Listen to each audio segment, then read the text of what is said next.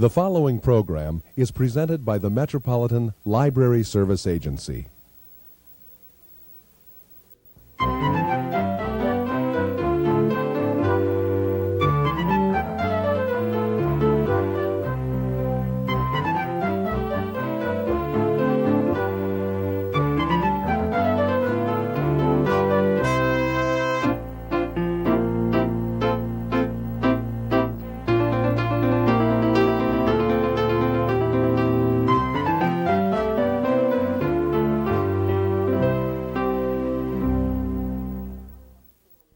Hello, welcome to All About Kids, a program focusing on the interests of children and young people and some of the issues affecting them.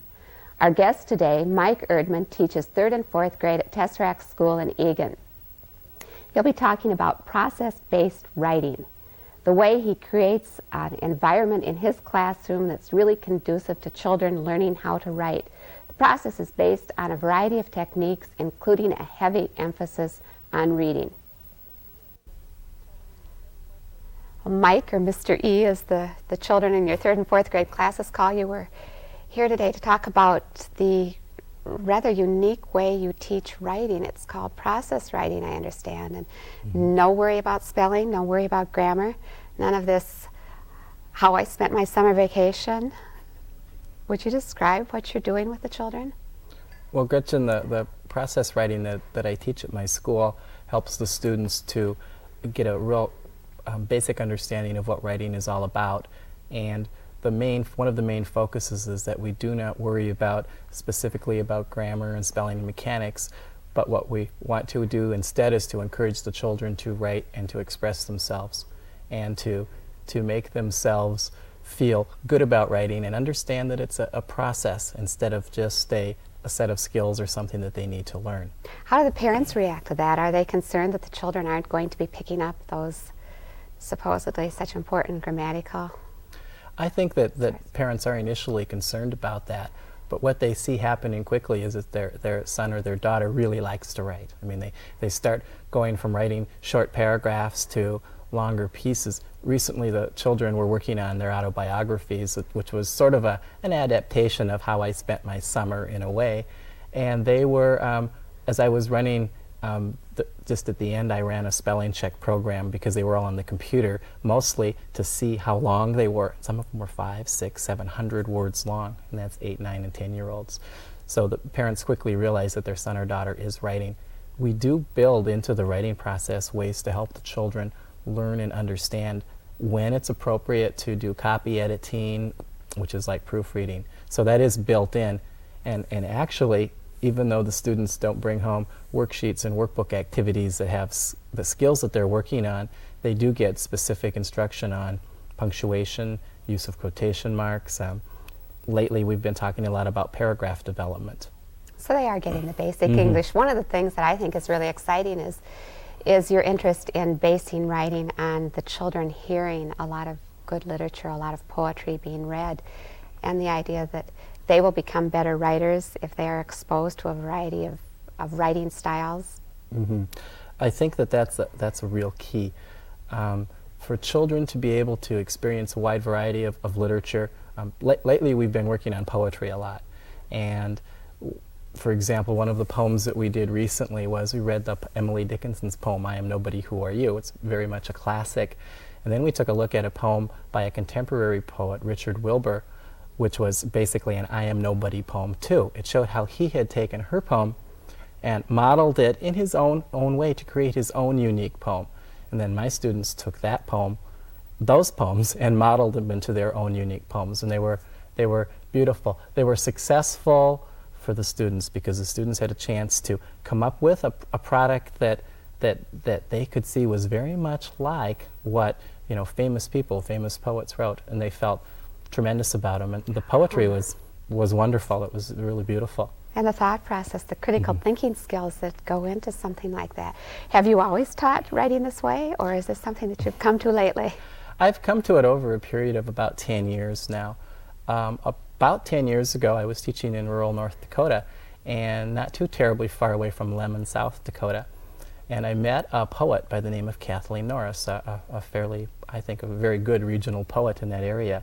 And she was teaching a workshop about writing, and the workshop talked about how writers write, how she writes, how her friends of writers write. And she suggested to us that as teachers we need to think about how writers write and then help our children learn that. And for example, one of the techniques that she talked about was getting ideas. Because with children, if you give them a specific topic to write on, often they'll sit and think. And if you ask them... Not just children. Well, not just children, right? Sit and they'll think, and then they'll get stuck. And they'll literally say, I'm stuck. I don't know what to write about. I don't know anything to write about. I can't think of anything to write about. And so she taught us a simple technique of putting a word in the middle of a piece of paper and then sort of branching out with word clusters or word associations or semantic mapping. There's all kinds of names for it. And she showed how she really used that in her life as a writer. So I took that back and tried it with my students, and it really worked. So what I've done is, over about the last 10 years, picked up ideas and techniques from workshops, from classes here at the University of Minnesota, and mostly from the experience with my children, finding out what really works and ways that they can help them once they have the ideas to go somewhere with them.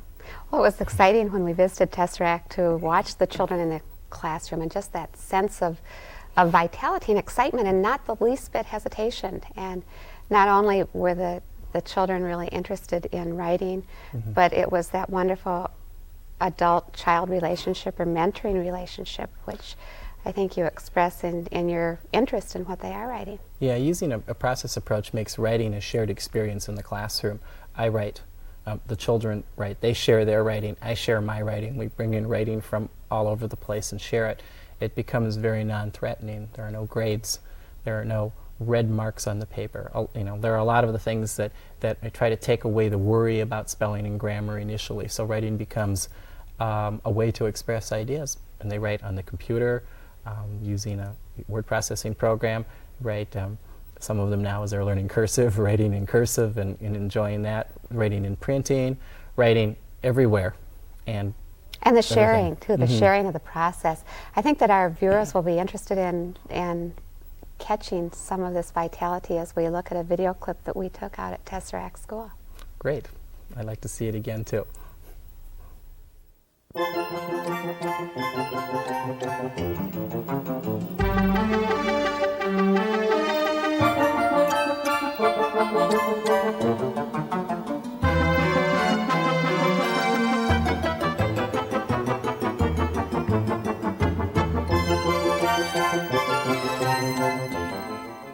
Teaching children to write is exciting.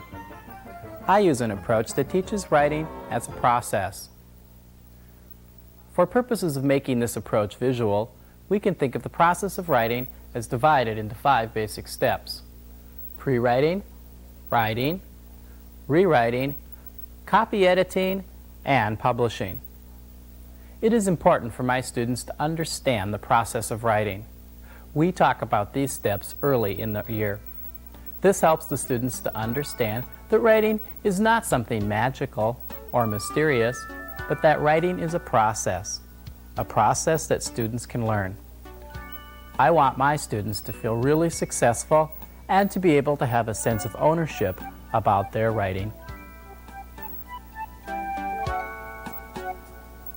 With all young writers, it is essential that they learn some of the techniques that are used by writers to get going, to get started. All of us have so many unique ideas, but as most people who do much writing can tell you, it is the getting started that is the hardest.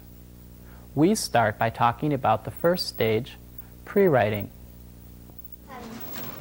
Pre-writing helps us and other people get ideas for stories and poems and autobiographies and other writings.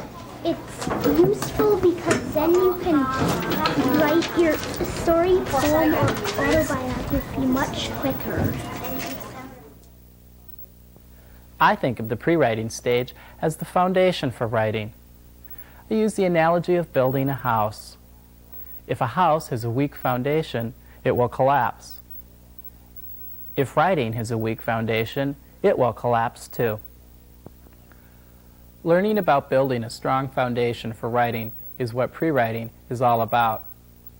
I demonstrate and teach my students 3 or 4 common pre-writing techniques. 2 that I would like to talk about today include making word clusters and modeling. A simple pre-writing technique that I teach my students is called word clustering. Students learn this simple technique to help them get ideas for their own writing. Students make a word cluster by writing a word, a phrase, or an idea in the middle of a piece of paper. Then, as they think of things related to the idea, they are written down and connected to the main word or idea. Here, a student is making a word cluster with the word pizza in the center. Connected to pizza is the word cheese. Connected to the word cheese is the word Colby. From Colby, the student thought about the word milk. From milk, the student thought about cows. And as you can see, it goes on and on and on. What is really neat about making a word cluster is that the student's mind opens up to a whole new batch of ideas. And since the student has these ideas written down, he has a whole bunch of new possibilities to write about. Generating so many related thoughts by doing a word cluster creates a reservoir of ideas. It sparks students' creative imagination, and it's sort of like giving the students a jump start. When you create a word cluster, you, in effect, create whole new branches of thought.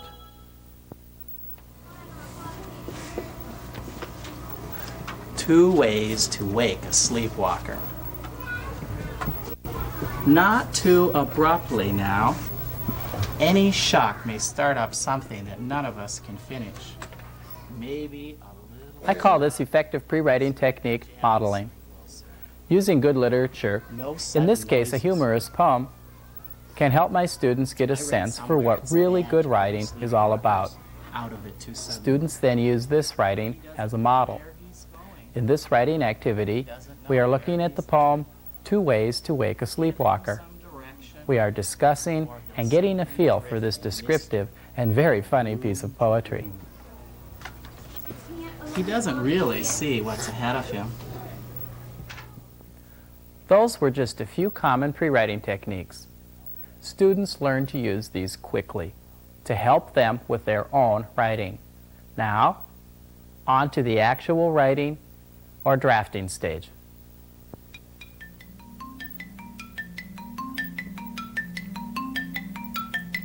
After the pre-writing activities, and after the foundation has been carefully built for further writing, the students need a time to write. One of the most important things to remember during this stage, the writing stage, is that spelling, grammar, and mechanics are not the focus. Now is the time for the students to write their ideas. I do not want my students to be held back from expressing their ideas in any way, even if spelling or mechanics is difficult for them. During the time when they are writing their drafts, getting ideas on paper is the most important goal. I also keep an eye open for the student who looks stuck. Just taking a minute and talking to the student about what she is writing about can help her to verbalize what she wants to write.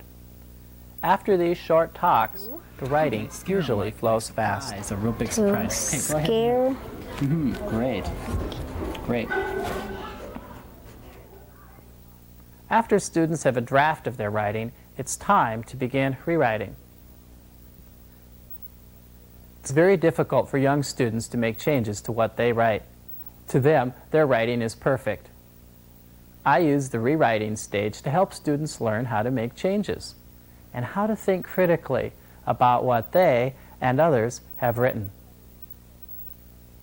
I also use a rather unique technique to help students learn about making changes to their drafts. I call this unique rewriting technique sandwiching. The sandwich technique is quite simple. First, the student reads the piece they've been working on to the rest of the class. Next, the whole class gives a hearty round of applause. We call this the bread of the sandwich.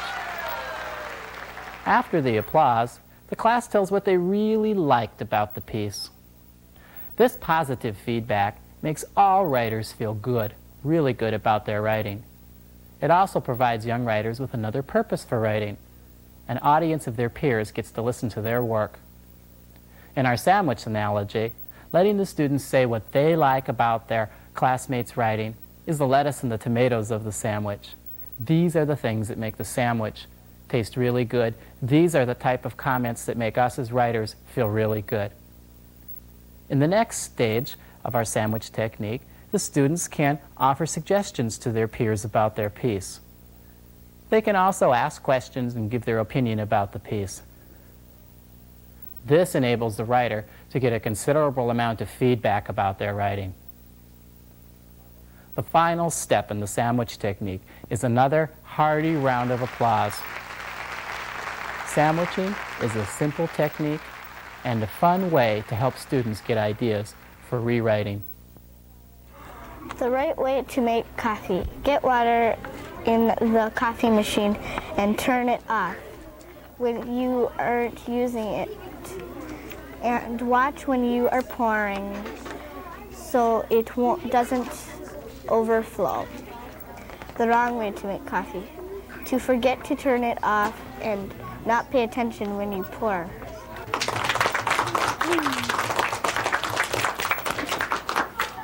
Where did you get the idea of the coffee pot? Because our coffee machine has exploded 5 times.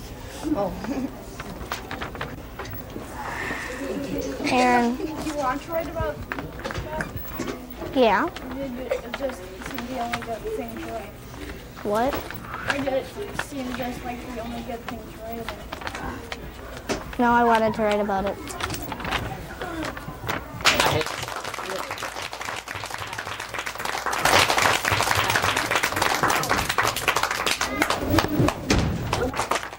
The next step in the process that I teach is called copy editing.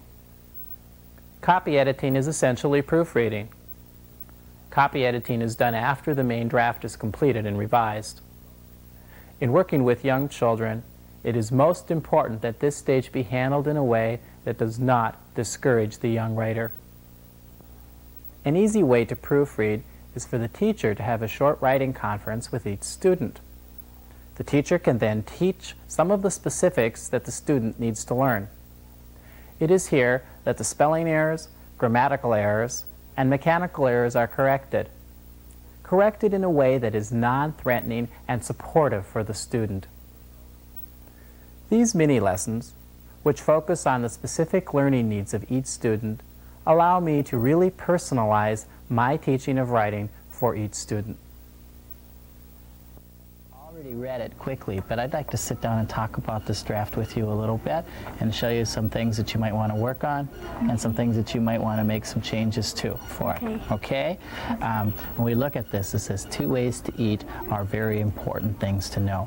I'd like you first of all to take a look at that word. Is that, in that word, how is that an I, am, P-O-R? If the student perceives that what they are learning is important to help them improve their own writing, they are far more likely to learn it. During conference times, a student may be having difficulty with punctuation.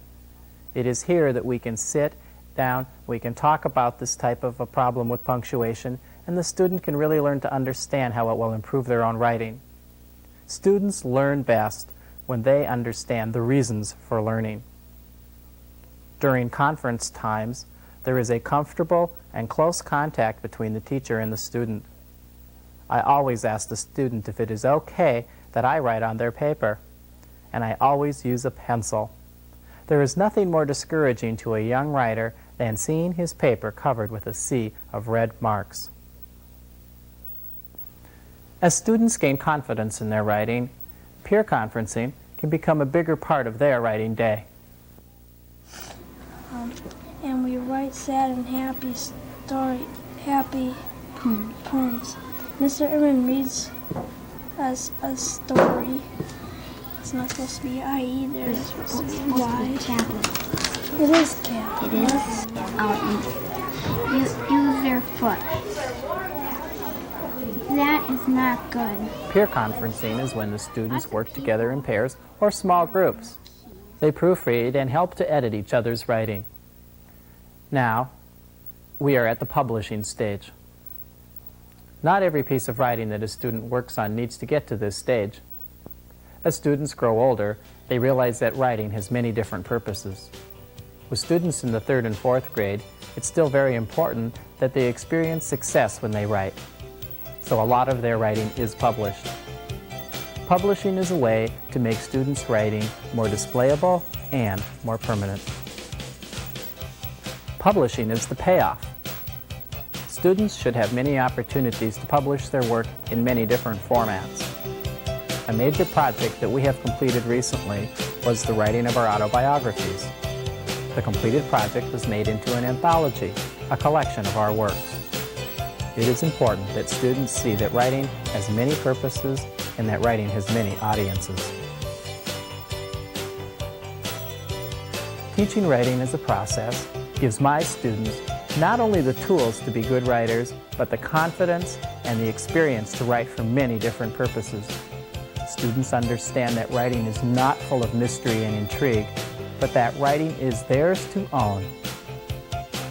By emphasizing the process of writing, rather than just the product like so many teachers and schools do, my students are able to have many successful experiences, positive experiences with writings that they can be proud of.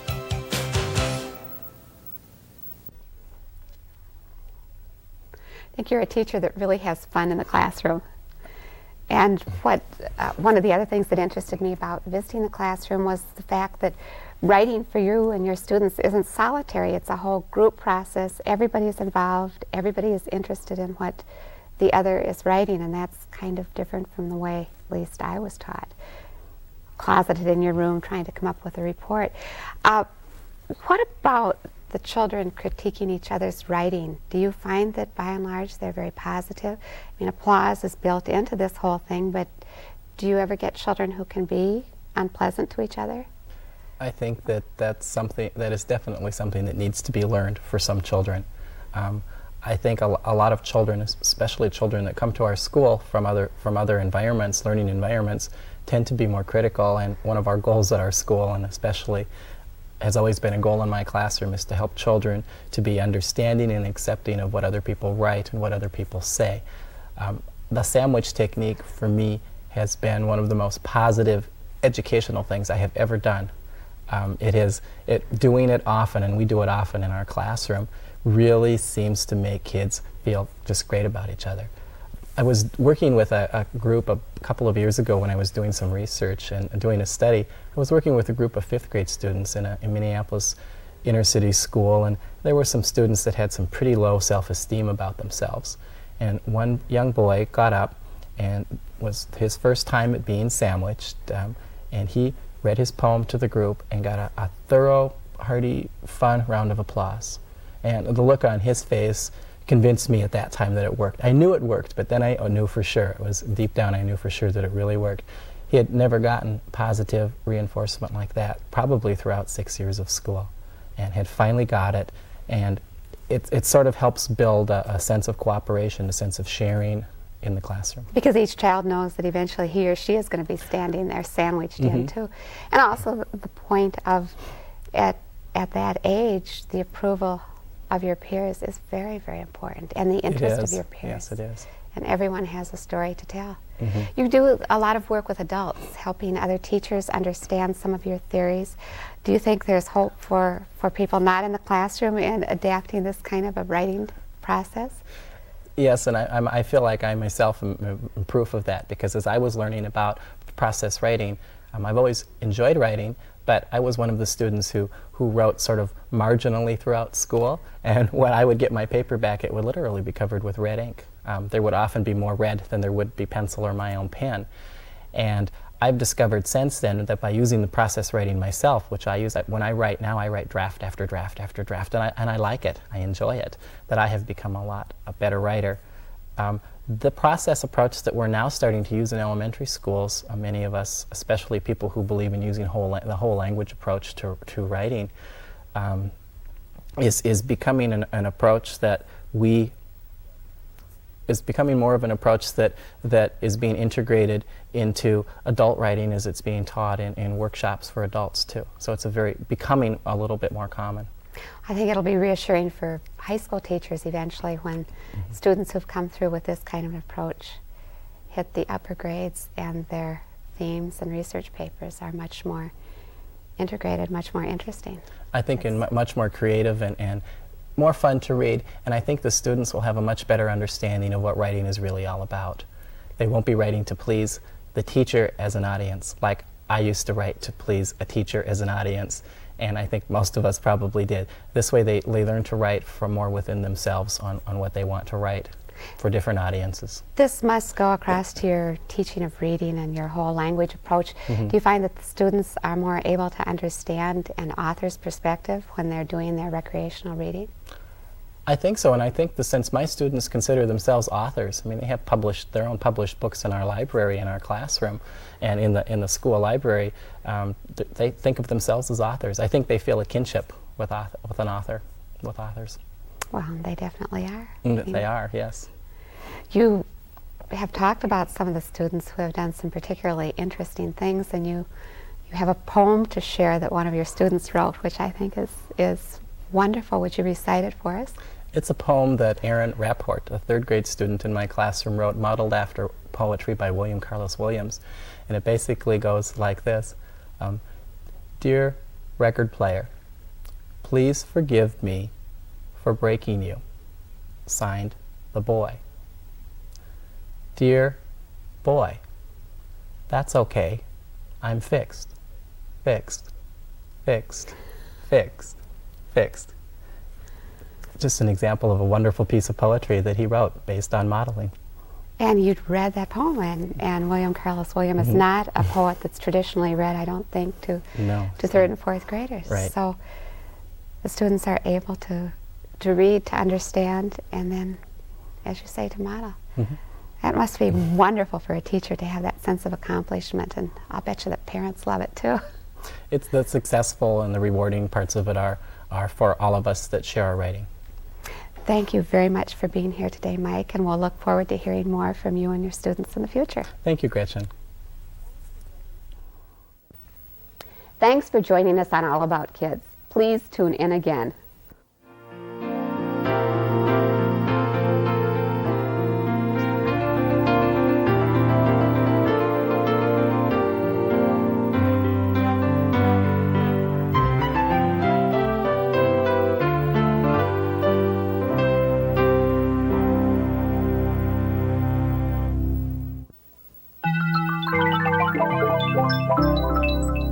This has been a presentation of Hennepin County Library in conjunction with the Twin Cities Metropolitan Library Service Agency. We thank you for watching, and we hope you visit your public library often.